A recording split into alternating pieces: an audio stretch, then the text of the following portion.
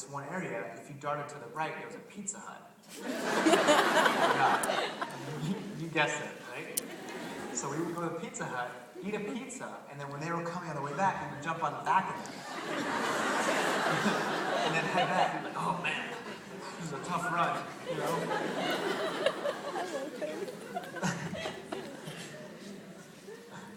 I would never do that now. It's funny thinking about my mentality as a 14-year-old kid. So then we get the first body fat test results back, and I was amongst the highest. I was very upset about that. Very upset. So I went up to my coach and I was like, I want you to make me a machine. I don't want to be the fattest, I want to be the best. And I was actually still better than a lot of kids that were there, just from my raw physical talent. But I didn't put 100% effort in it. So for the next couple of months, I trained with my coach, and I really started to put forth some effort. And I started to like it. I started to understand, this is actually kind of fun. I actually like this sport. There's something cool about this. I'm kind of good at it. To top it off, this is kind of fun. 6 months later, I went to the World Team Trials. And at the time, this World Team Trials was everybody, all age groups. And I was 14 years old. I had never really competed in many national competitions before. So this is the first time that I actually was going to go out there and compete against guys that were 30, 35 years old, guys who had been skating for 20 plus years. I ended up actually winning the competition. So I was #1 in the United States at 14 years old. I was the one, so when we go to the World Championships, we send our entire team, 5 men, 5 ladies. I was essentially a captain at 14, training for 6 months. I had like the long hair, ponytail, what? I was like this punk kid beating these grown men at a sport they've been trying to perfect for 20 plus years. I'm 14, So I go to the World Championships, I have fun, I enjoy myself, I come back, I go right back to Seattle. This is 1997 when I went and did all this.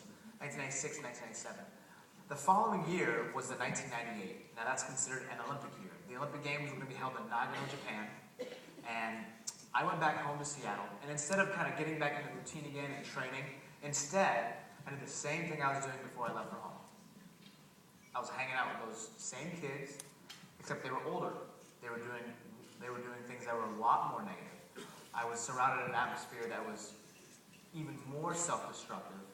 And I didn't see it. I didn't get it. I didn't understand, that I had a talent that, not many people in the United States had this. And there was a lot of chatter at the time. I didn't know that then. There was a lot of chatter at the time that people were saying, this kid could possibly be the United States' best Olympian from short track. In the past, short track speed skating was never really big in the United States. When a Korean or a Chinese or a Canadian had an American in their race, they were like, oh, sweet, that's one guy to count out.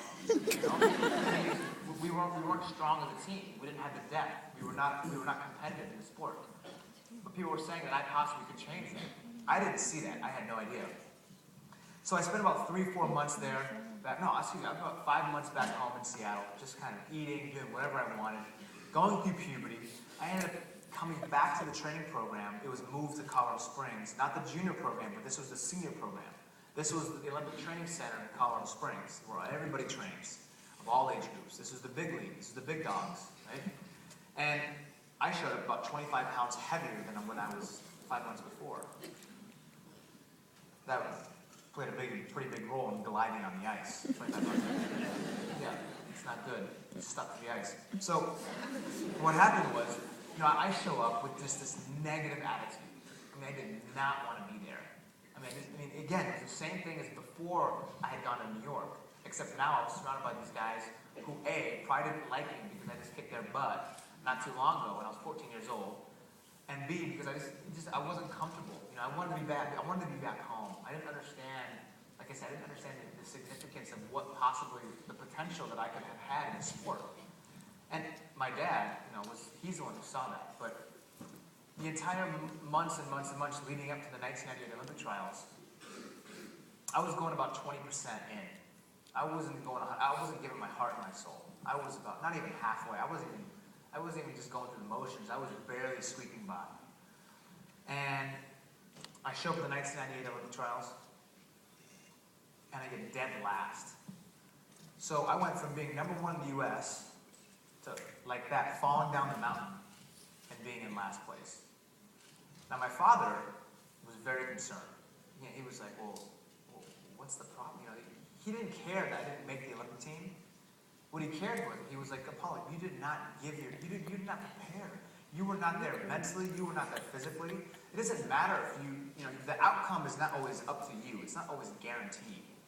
But look at all of the ifs you have in your life now. As an athlete, as a person, I think at this time he was teaching me life lessons, not necessarily in short track speed skating, but things that are applicable towards my everyday life. And he was saying, look, I don't care if you go out there and you didn't make the team, if you still got last place, if you gave your all, you prepared the best you could, and you had no regrets.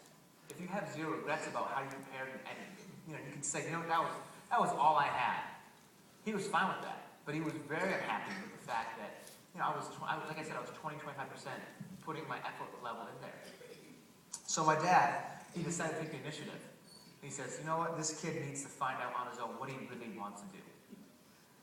So at age 15, my dad drove me to an area, it's about 3.5 hours from Seattle. You have to drive around Puget Sound to get there. It's on the ocean, actually, Pacific Ocean. It's called Mo Cliffs. It's a very remote, very isolated place. The way I describe it as, this is a place that people send if you're in the witness protection program. If you want to be hidden, nobody's going to find you there. Really, there's nothing there. And it rains 24/7. And so we show up, and my dad says, look, you have to make a decision. Are you going to pursue speed skating? Are you going to pursue academics? What do you want to do with your life? I don't care which choice you make. It didn't matter to him whether I was an Olympic athlete or which area I was going to choose. What was most important to him was the fact that I was going to give 100% of my effort. That's what was important. And he saw that I wasn't doing that.